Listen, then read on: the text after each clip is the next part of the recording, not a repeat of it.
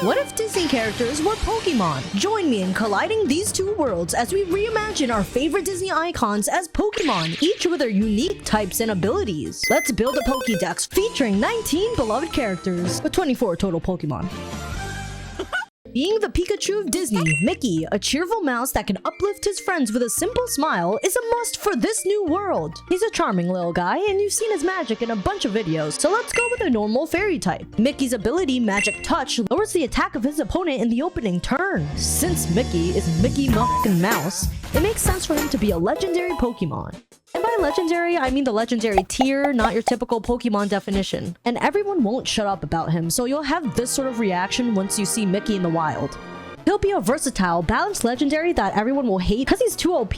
Now that we have the mouse who started it all, let's meet his friends.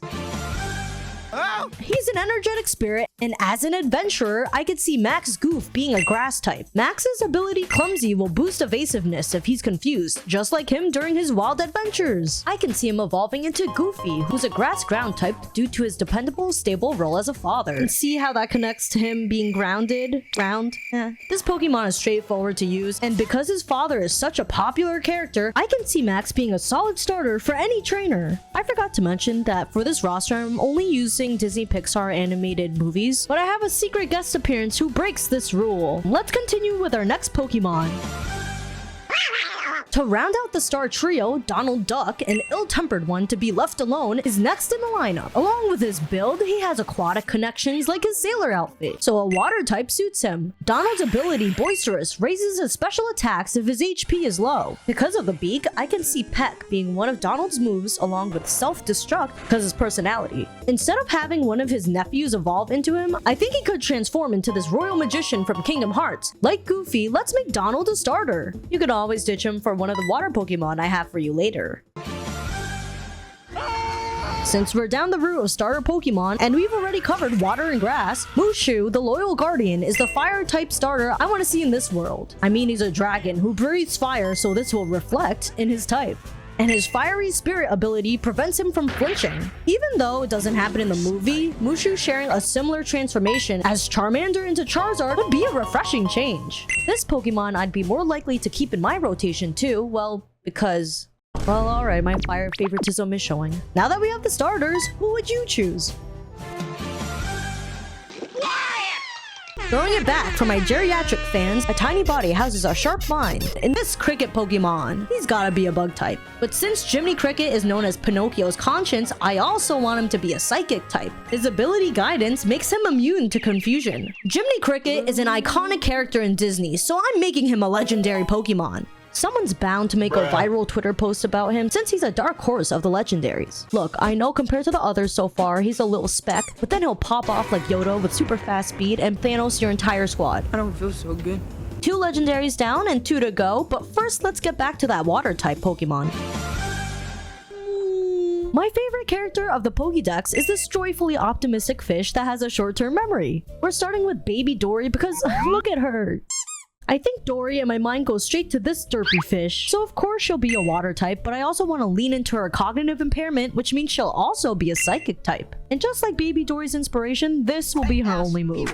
Make that pull-out game weak. But her ability makes up for this. Forget It resets her status conditions after a round is completed. Once she grows up, Dory gets a crazy buff in defense since she could take hits, and her HP as an ode to her famous line, "Just keep swimming, just keep swimming."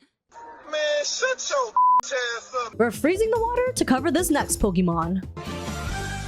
Happy Snowman! Olaf, while ice cold on the outside, is warm inside and is afraid of melting. His entire being is snow, and his connection to Elsa, the Ice Queen, makes him an ice type. His Snowman ability makes him immune to all ice moves. This himbo from Monsters Inc. and Olaf share a fun, naive personality, so a fun evolution for Olaf is Yeti. Our abominable snowman gains the Intimidate ability, and because he lives in the mountains, let's make him an ice rock type. Sadly, a Mushu Olaf battle would not end well for our favorite snowman.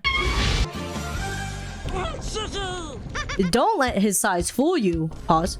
Stitch's strength and agility is quite daunting, but his type is not as clear-cut as the other Pokemon here. He finds himself in fights and Mankey seems to act like him, so I can ultimately see Stitch as a fighting type. Stitch's ability Experiment means having a status condition lowers a random stat of his opponent who inflicted it. Stitch would definitely be the Pokemon who appears early in game with a high spawn rate just like Rattata. He's also a little that likes to scrap, so I think he'd be a good Pokemon for farming XP. Oh, and for his moves, he'd have one of those annoying ones that hits you multiple times in one turn. For his evolutions, if you don't like what I'm about to say, there's the door because this is genius. For his evolutions, I'm taking inspiration from evolutions, so using one of these stones transforms Stitch into one of his cousins. We're more than halfway, but I'm saving some of the best Pokemon for last.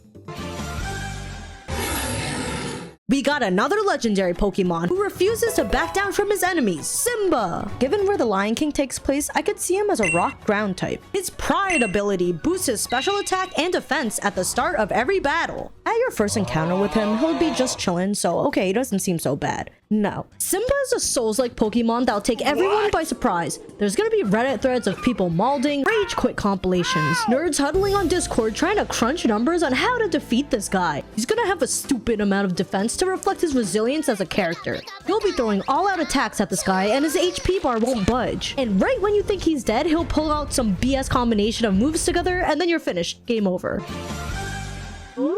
We got a robot joining the roster. Not that one. This one with bright blue eyes. Eve's got that sleek metal and tech going on, so she's gonna be a steel electric type.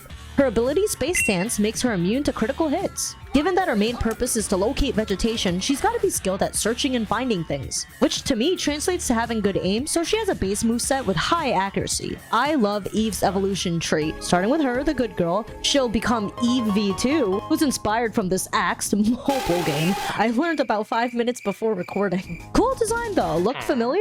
It's giving Ghastly Haunter vibes, so a steel ghost type here makes sense. And the final evolution?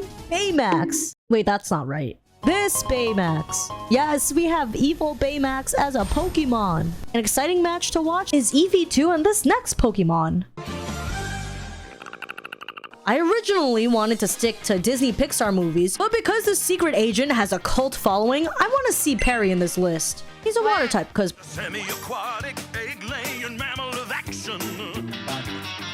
And since he doesn't have combat training yet, he's a little weak. His stealthy ability gives him a speed and evasion boost if his HP is low. Similar to Baby Dory, he's a slow burn Pokemon, but once he evolves into Agent P, he gets a buff in defense and special defense. And of course, a fighting type is added. Agent P's attacks would be more refined than Stitch's, but he'd have a lower defense stat since he likes to move in silence. He also has a moveset that's made for higher critical attacks, making his opponents want to rage quit. Like imagine facing EV2 as Agent P, then performing a low kick. Wow, that's an effective hit. And now for the final Disney Pokemon.